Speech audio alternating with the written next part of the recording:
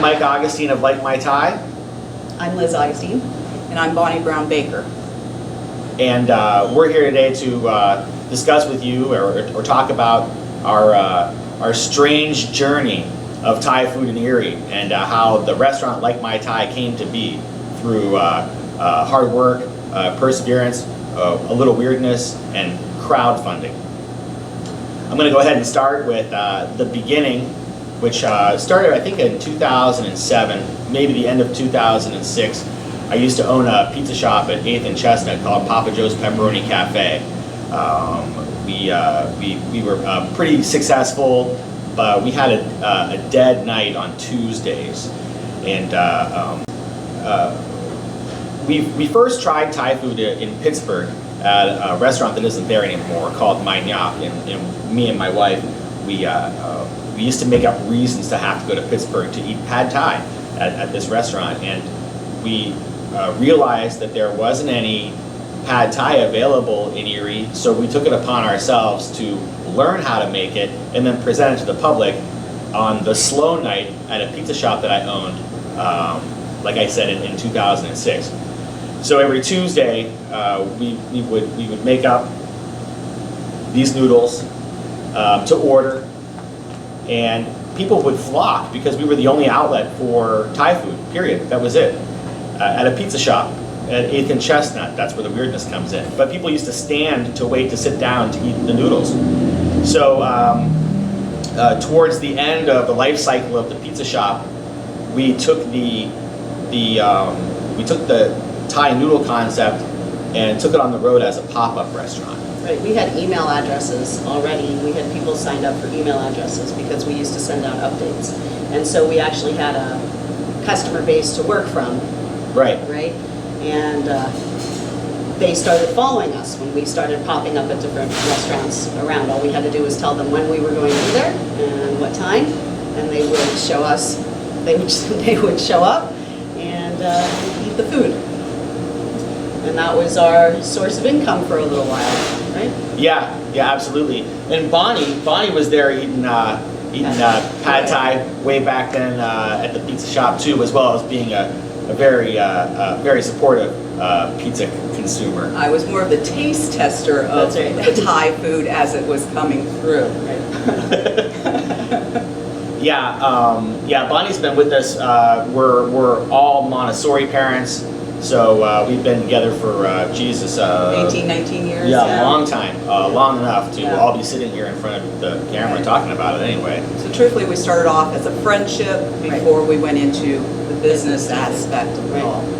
Throughout the planning of hopefully taking the pop-up to a full-time restaurant, Bonnie was really important in our development stages, especially because you helped us set up a business plan, and your background in management and accounting was really, really important to us. Sales and marketing. That's right.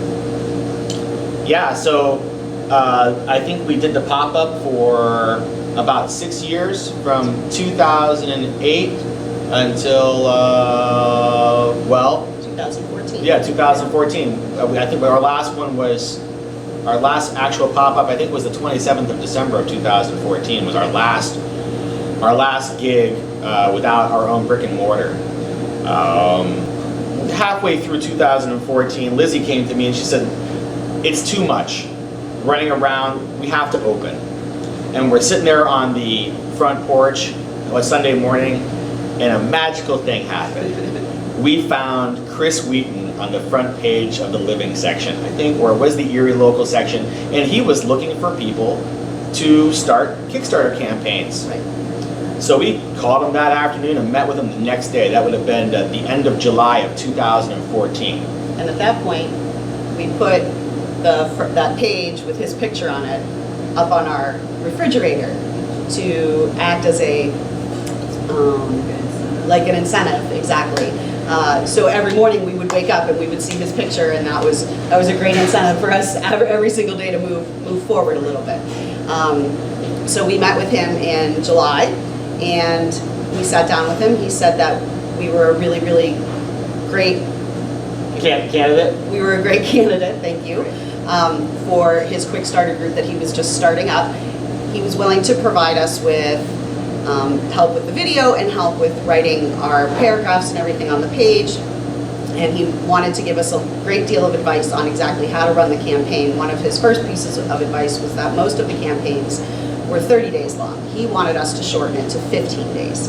So we talked about that, and we decided to break up, separate at that point, and we were going to come up with some more ideas, and we got back with him towards the end of the summer. At that point, we decided when we were going to be running the campaign, which was going to be in November, and then we got started.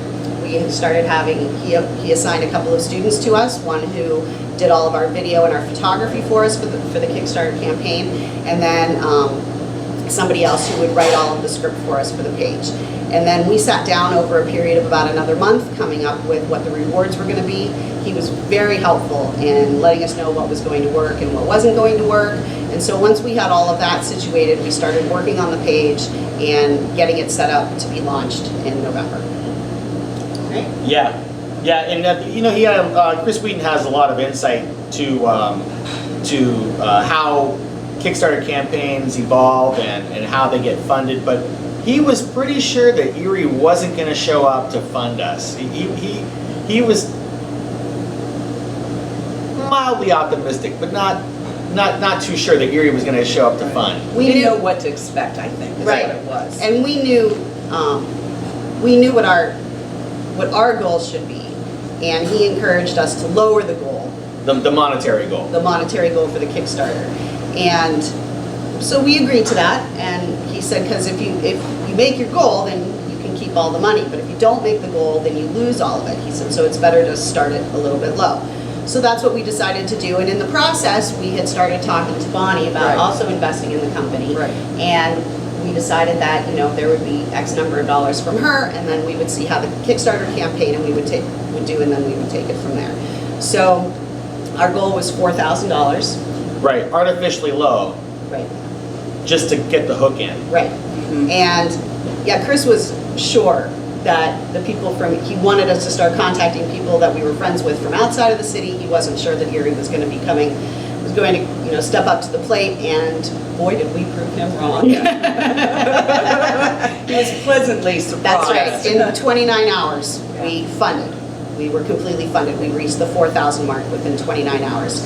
And then within the 15-day period, we raised almost $14,000. Yes. I think it was 13,866. Yeah, 13,800 something. Right. Yeah, the thrill of all of it is also backed up against the reality that after the first week, we had about $9,000, and I called my wife from the Plymouth kitchen because in the days of technology, you on your phone, you watch it in real time as people are pledging, and it's a lot of money. I mean, there were days when I made 3 times on my phone what I was making on the hour. But anyway, at the end of the first week, actually, there was the 4 days into we went from Tuesday. Yeah, it was like from Tuesday to Tuesday to Tuesday was the 2 weeks. We launched on a Tuesday so that we could launch during one of our dinners. Right. Tuesday. That's Tuesday, right? So at the end of the first week, there was $9,000 in the coffers online there, and I called Lizzie and I said, "This is going to happen. We've got to formulate this and crystallize this and get a hotel room." So we went to our favorite hotel room, room 409 of the Holiday Inn Express downtown Cleveland. It's a Smoking King jacuzzi suite. You can cut that part out. And we just wrote list after list after list of everything that was going to be involved. And we walked out of that hotel room. We had a really solid concept, a solid menu, and marketing. A true business plan. Yeah, That's right. Yes. And we had it all kind of laid out. And before even the end of the campaign, we met with people in real estate. And there were 3 different places that we were looking at besides this one. And then the gentleman from this building came to meet with us at the pop-up and liked the food so much, he didn't want another pizza shop coming in where we're at now at 827 State Street. And he was blown away. We had about 60 people eating with us that night. So it was quite crowded, and that was a really great thing for him to see how successful we were and how much our customers wanted us to open full time. Which it was really their push that really influenced us to try to open full time, because they wanted to come eat with us for lunch. They wanted to come eat with us every night for dinner, or not just on Tuesday nights. Right. So, with their backup and with the landlord's support, really, he worked with us to get us moved in on time and to give us some time to renovate the place. And then we started renovating right after the New Year. January 2nd. That's right. We came through in 3.5 weeks and had it up and running. Yep, January 23rd we opened. So we were all working round the clock, including the children and my father-in-law and friends yeah. And you and everybody. So Yeah, it wasn't just us. There was an entire group of people that pushed us to be here. I think about 90% of the funding that came through the Kickstarter was directly from the customers on the email list, easily. from the pop-up. These are the people that really supported us over the years, and at the end of all of it, a real mandate for us to come in and do what we were doing do what we're doing now down here at 827 State Street. Right, and while we were doing the build out, we also had to prepare all of the Kickstarter rewards. So as soon as you got this put in, I had T-shirts and dinners in a box and chopsticks and everything lined all up along here, and we were sorting them out and getting them ready to be given to our supporters. Yep. So we opened on January 23rd, and I think the first weekend we ran out of food. Yeah, I stood over there by the range and made more noodles than I'd ever made. Yeah. So, yeah, I don't know. In closing, though, I don't know. Is there anything? Anything you want to add? No, I mean, that's it. Yeah, but we really are. The restaurant was built on social media completely. Right. We don't have any debt to any bank. We have great customers, people that followed us for years now, still come down and eat the same old noodles. Isn't that crazy? But a special thanks to Lewis from Don't Talk About It. But yeah, we'd like to thank Kris Wheaton and the whole team at Quickstarter, and I'd like to thank my wife and her business partner Bonnie Baker. They really make things easy around here so that the creativity can flow, and we can do what we do best, and that's feed people and make them happy.